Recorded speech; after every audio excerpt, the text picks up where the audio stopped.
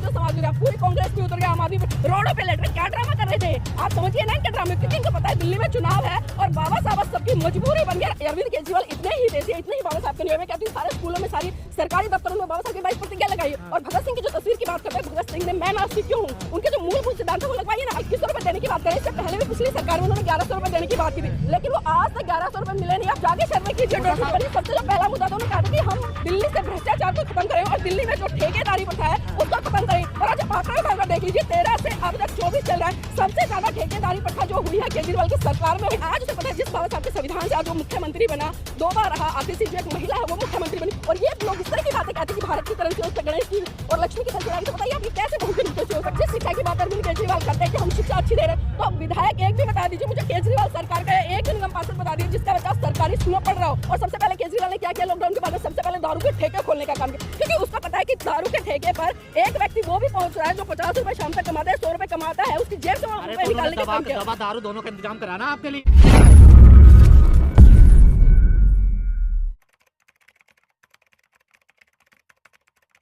दिल्ली में विधानसभा चुनाव है, 5 फरवरी को वोटिंग होनी है, चुनावों का ऐलान हो गया है, सारी पार्टियां सड़कों पर है, बसपा भी लगातार जनसभाएं कर रही हैं, आकाश आनंद दिल्ली में उतरे हुए हैं। क्या लग रहा है आपको? दिल्ली की हैं, चुनाव भी कवर करती हैं, पत्रकार भी है, समाज सेविका भी है, दिल्ली का माहौल क्या है? केजरीवाल इस बार बड़े डरे हुए से नजर आ रहे हैं। देखिए केजरीवाल की बात करूं, केजरीवाल जिस तरह से बड़े लुभावने वादे करते हैं, और खासकर वो लुभावने वादे तब होते हैं जब जब चुनाव आता है। अगर मैं पिछले 4 साल का आंकड़ा दिल्ली सरकार का दूं, जिसमें कि केजरीवाल की सरकार अभी वर्तमान में आतिशी मुख्यमंत्री है, आप देख सकते हैं कि पिछले 4 साल में इन्होंने कोई भी काम नहीं किया, और पिछले 6 महीने से सारी सड़कें खुदवा कर रख दिए, सीवर खुदवा कर रख दिए, पाइप लाने बिछवाने का काम कर रहे हैं। मतलब सिर्फ 6 महीने चुनते हैं जनता को दिखाने के लिए कि हम काम कर रहे हैं। और सबसे बड़ा उदाहरण मैं वर्तमान में आपको देना चाहूँ, क्योंकि जिस तरह से केजरीवाल लगातार बात करें कि हमने जो एजुकेशन है उसका स्तर पूरे वर्ल्ड में दिल्ली में सबसे बेटर कर दिया, वो मॉडल दिखा रहे हैं। लेकिन मैं यहाँ पर तमाम लोगों को बताना चाहूँगी, जो उनका मॉडल है, खाली 1-2 बिल्डिंग बनाने से मॉडल पूरे नहीं हो जाते। जब तक आप बेसिक शिक्षा नहीं दोगे, बराबर शिक्षा नहीं दोगे अमीर के बच्चों को, गरीब के बच्चों को, आप कितने ही राग गलाते रहो। अभी जिस तरह से एक RTI एक्सपर्ट है, उन्होंने एक RT लगाई और जिसमें पता चला कि बार बार कहते हैं कि जो SC ST OBC के बच्चे हमने विदेश भेजा है सरकारी फंड से। तो आपको जानकर आश्चर्य होगा, 2013 यानी कि चुनाव हुए थे तब से लेकर आज तक 3 बार ये सत्ता में रह चुके और पूर्ण बहुमत के साथ में है।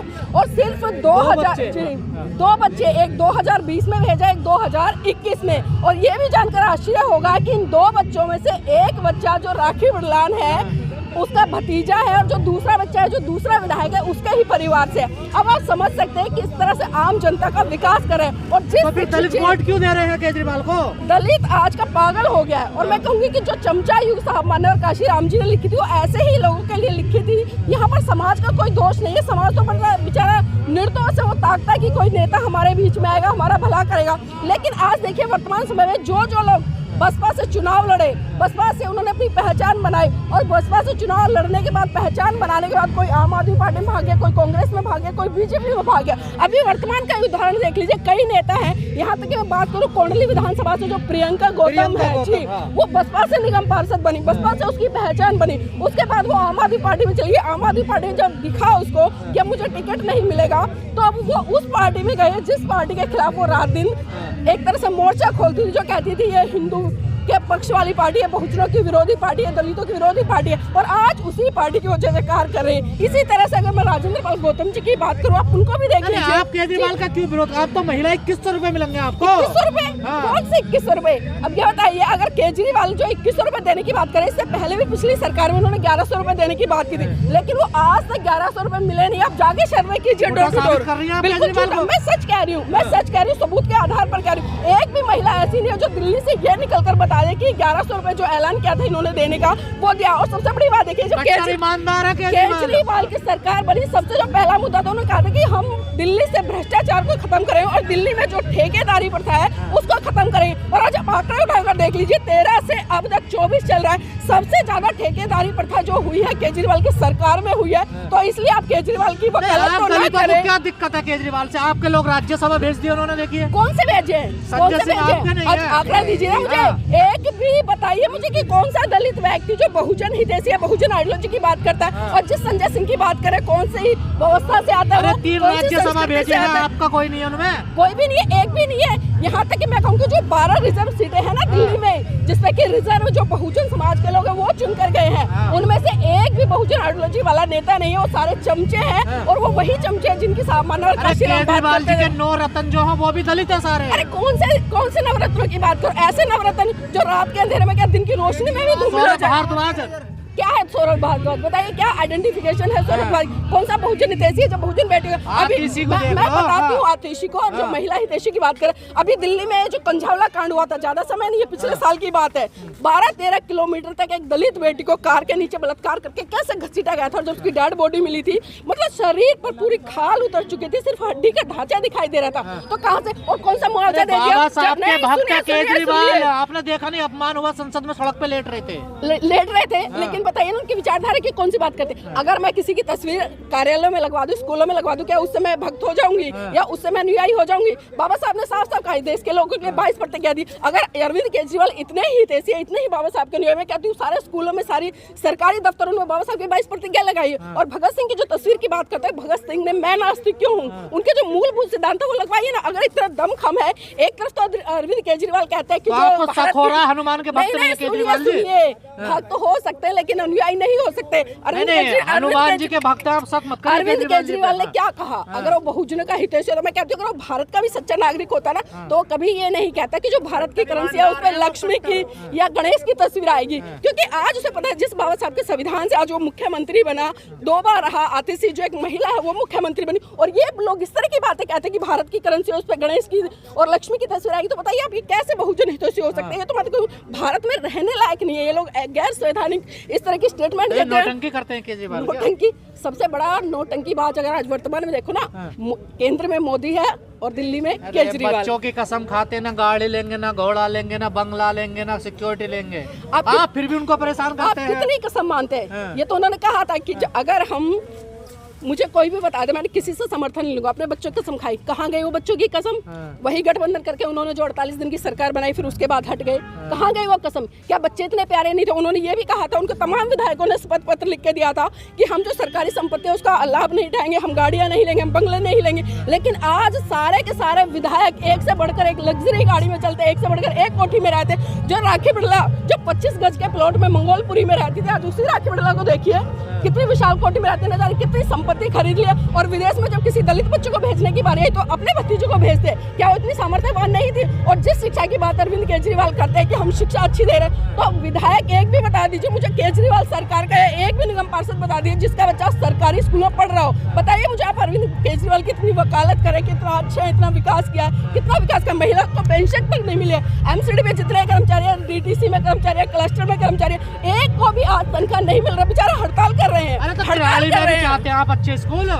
बिल्कुल चाहते, क्यों नहीं चाहेगा? बताइए कौन व्यक्ति नहीं चाहता कि हमारे क्षेत्र का विकास हो? यहाँ पर वर्तमान में जो विधायक है कौन है? आम आदमी पार्टी से है, पहले भाजपा में रहे, भाजपा में बड़ा गुणगान करते थे। भाजपा ने जब उन्हें घास नहीं घेरी तो आम आदमी पार्टी में आ गए, और जब आम आदमी पार्टी में जिस तरह से चल रहा है, अब बाहर रोड पे जाकर देखिए, जब बारिश होती है ना इतना इतना पानी भर जाता है, मतलब यहाँ पर अगर एक स्विमिंग पूल या एक नहर तालाब बना दिया जाए ना तो कोई अतिशयोक्ति नहीं होगी। आम आदमी पर बड़ा गंभीर आरोप लगा रहे हैं, केजरीवाल एक आम आदमी है। आम आदमी किस तरह से? जो व्यक्ति 16-16 हजार रुपए का मफलर पहनता है उसे आप आम आदमी कह रहे हैं। जो लोग ब्रांडेड 16-16 हजार रुपए की चप्पल पहनता है उसे आप आम आदमी कह रहे हैं। और जो व्यक्ति जब ऑफिस में रहता है तो सूट बूट टाई वाई लगा कर रहता है, और जब पब्लिक में जाता है तो साधारण सी चप्पल, सिर्फ दिखावा मात्र है। गजेंद्र जी आप वकालत करना छोड़ दीजिए केजरीवाल की, क्योंकि सबसे ज्यादा अगर इस दिल्ली की जनता को किसी ने ठगा है तो वो सिर्फ और सिर्फ केजरीवाल की सरकार है। आप तो बीजेपी की लाइन बोल रही है कि आपने आपदा है, ये देखिए ना मैं बीजेपी नहीं आप तो बीजेपी की बात बोल रही है। मैं बीजेपी की बात नहीं कर रही, चाहे बीजेपी हो या आम आदमी पार्टी हो या कांग्रेस पार्टी हो, ये तीनों की तीनों एक थाली के चट्टे बट्टे हैं। वो उस पर एलिगेशन लगाता, वो उस पर लगाता, वो उस पर लगा जाता। लेकिन आप इनकी नीतियाँ देखिए ना, इनकी नीतियाँ क्या है। अभी जिस तरह से अमित शाह ने जो बाबा साहब को लेकर स्टेटमेंट दी, पूरा जो समाज उतर गया, पूरी कांग्रेस भी उतर गया, आम आदमी रोडों पे लट रहे। क्या ड्रामा कर रहे थे आप, समझिए ना इनके ड्रामे, क्योंकि इनको पता है दिल्ली में चुनाव है और बाबा साहब सबकी मजबूरी बन गया, क्योंकि बिना बाबा साहब के किसी की राजनीति नहीं चल रही है। प्रभावित होकर केजरीवाल जी पुजारियों को 18,000 रुपए प्रति माह देंगे। अरविंद केजरीवाल की एक वीडियो आजकल बड़ी वायरल हो रही है सोशल मीडिया पर। मैं तमाम दर्शकों को बता दूं, अरविंद केजरीवाल चुनाव से पहले कह रहे थे कि जो लोग आज मंदिर बना रहे हैं वो भाजपा पर निशाना साधे, कि जो लोग मंदिर बना रहे हैं या मस्जिद बना रहे हैं, अन्य धार्मिक स्थल बना रहे हैं, तो मैं उनसे कहना चाहूंगी कि यहाँ पर मत भेजिए अपने बच्चों को, शिक्षा भेजिए। ये अरविंद केजरीवाल की, और आज वही अरविंद केजरीवाल जब उन्होंने 100 साधु संतों को अपने पार्टी में ले लिया है, उनको समर्थन मिला है, तो आज बड़े साल से कर नहीं, ये तो हमारे पूर्वज है, इनका हमें सम्मान करना पड़ेगा, ये धर्म के रक्षक है। तो बताइए दोहरे मापदंड है या नहीं है?